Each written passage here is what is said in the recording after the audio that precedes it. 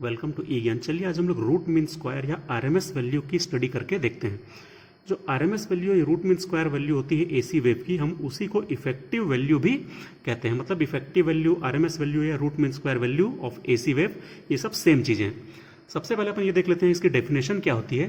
तो देखिए, the RMS और effective value of AC current is given by that steady or DC current which when flows to a given circuit for a given time produces the same amount of heat as produced by the alternating current which when flowing through the same circuit for the same time।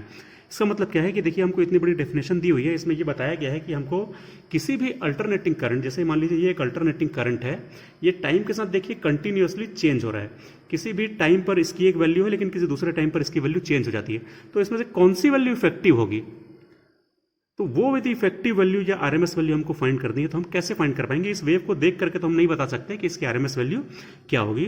तो इस definition के हिसाब से ये बताया गया है कि इस अल्टरनेटिंग करंट की आरएमएस वैल्यू उसके इक्विवेलेंट डीसी करंट के बराबर होती है। किस केस में? जब किसी पर्टिकुलर लोड में हम लोग डीसी करंट फ्लो कराते हैं किसी पर्टिकुलर टाइम तक, और यदि इसमें H amount of heat produce होती है। सपोज हमको पता है कि इस डीसी करंट की वैल्यू क्या है, क्योंकि डीसी करंट की वैल्यू हम कैलकुलेट कर सकते हैं।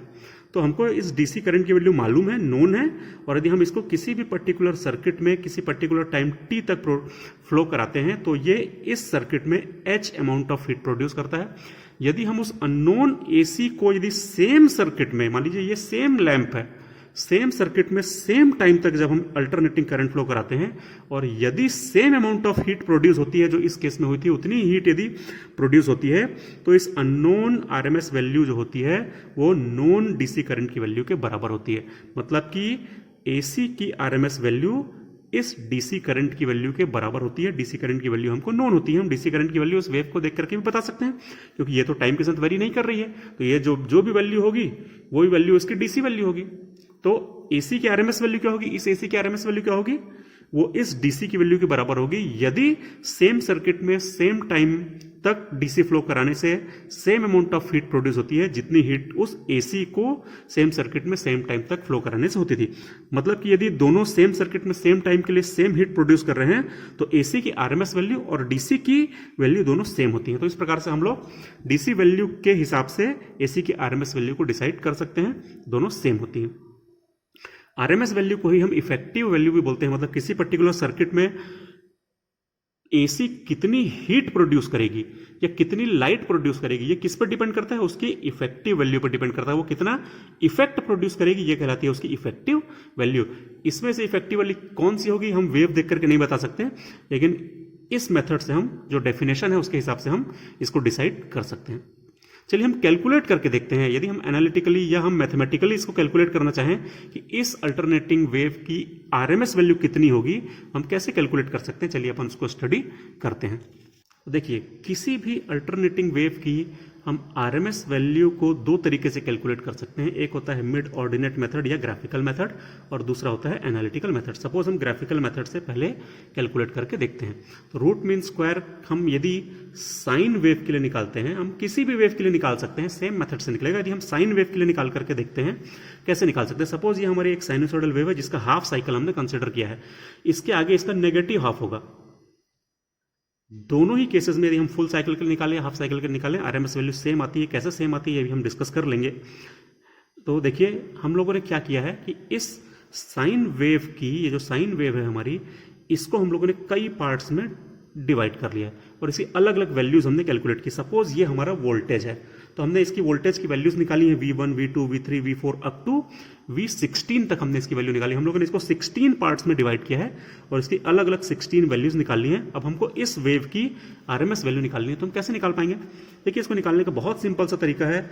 यदि मैं VRMS निकालना चाहूं तो मैं VRMS कैसे निकाल सकता हूं। तो सबसे पहले हम क्या करेंगे, देखिए इसका नाम ही सजेस्ट करता है। सबसे पहले हम करेंगे स्क्वायर, फिर हम निकालेंगे मीन, मीन मतलब एवरेज, और उसके बाद करेंगे उसका रूट मतलब अंडर रूट, मतलब स्क्वायर रूट कर देंगे। तो सबसे पहले हम करेंगे स्क्वायर, फिर मीन निकालेंगे और फिर स्क्वायर रूट करेंगे।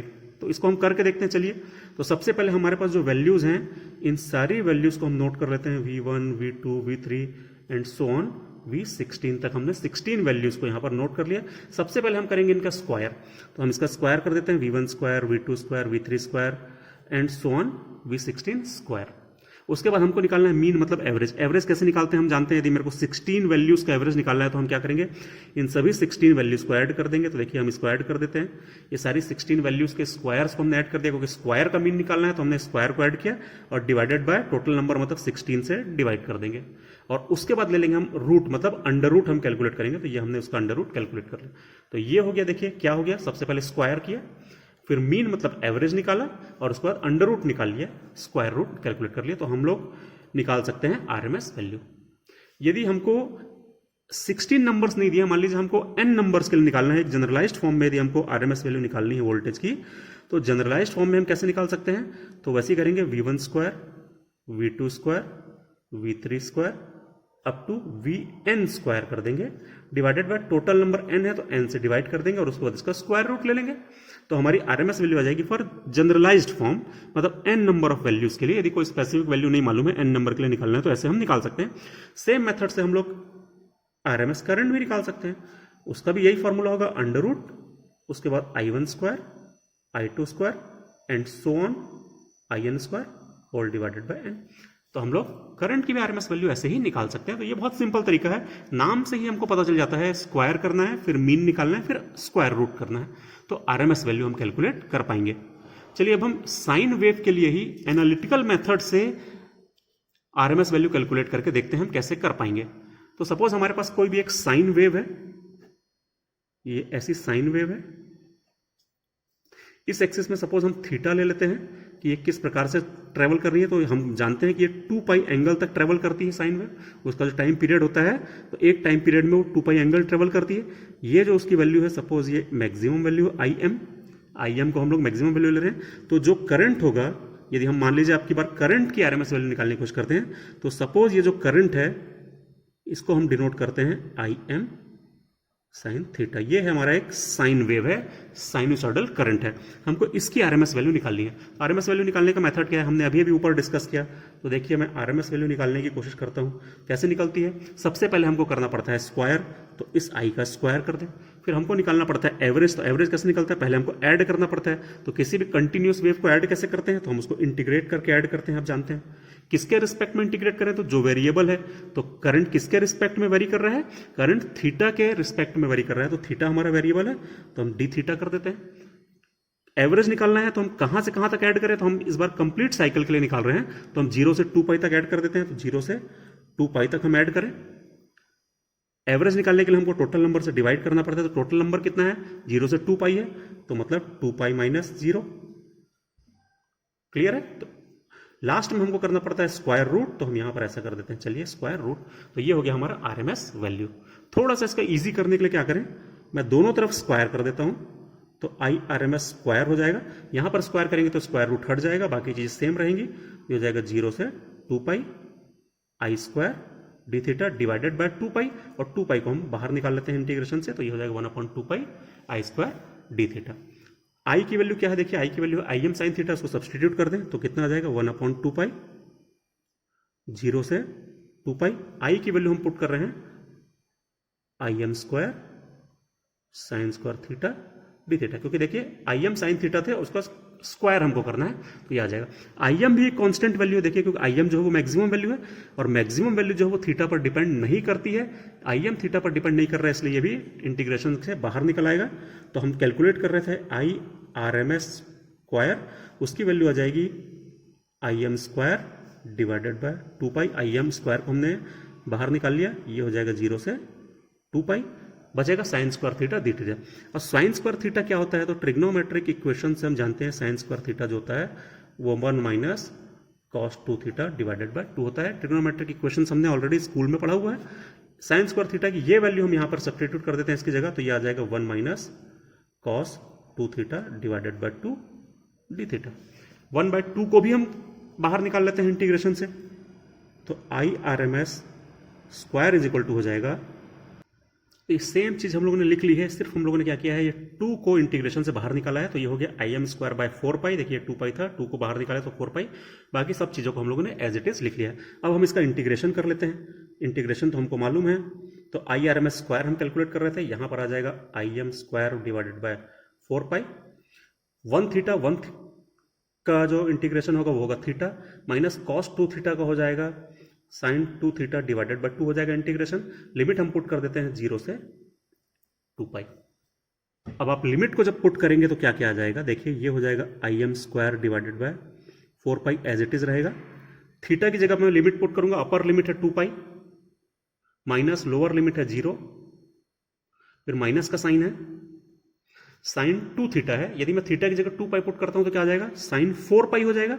और साइन 4 पाई 0 होता है, हम ऑलरेडी जानते हैं। उसके बाद मैं लोअर माइनस करके मैं लोअर लिमिट पुट करूंगा तो हो जाएगा साइन 0, क्योंकि थीटा की जगह 0 रखूंगा तो पूरा 0 हो जाएगा। तो साइन 0 कितना होता है, वो भी होता है 0, तो लोअर लिमिट भी हो जाएगी 0, ब्रैकेट बंद। अब देखिए ये सारी चीजें हो गई 0, ये भी है 0, तो बचा क्या, सिर्फ 2 पाई बचेगा।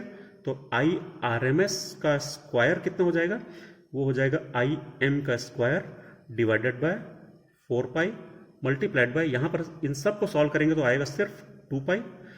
ये पाई से पाई कैंसिल हो जाएगा, 2 से ये कैंसिल होकर बचेगा 2, तो हमारा आंसर आएगा I M square divided by 2। ये हो गया I R M S square की वैल्यू। तो आई आर एम एस की वैल्यू कितनी होगी, आप दोनों तरफ स्क्वायर रूट कर दीजिए, तो ये हो जाएगा आई एम, ये हो जाएगा डिवाइडेड बाय रूट 2। तो आई आर एम एस कितना आ गया है, आई आर एम एस आ गया है आई एम अपॉन रूट 2, मतलब maximum value divided by root 2। ये हो जाता है हमारा फॉर साइन वेव। तो किसी भी साइन वेव के लिए आरएमएस वैल्यू कितनी होती है, तो आरएमएस वैल्यू होती है maximum value divided by root 2। तो फॉर साइन वेव, जब भी हमको साइन वेव दी हुई हो तो किसी भी करंट की आरएमएस वैल्यू या वोल्टेज की आरएमएस वैल्यू होती है उस क्वांटिटी की maximum value divided by under root 2। ये बहुत इंपॉर्टेंट कंक्लूजन है, बहुत इंपॉर्टेंट रिजल्ट है, इसको ध्यान रखिएगा।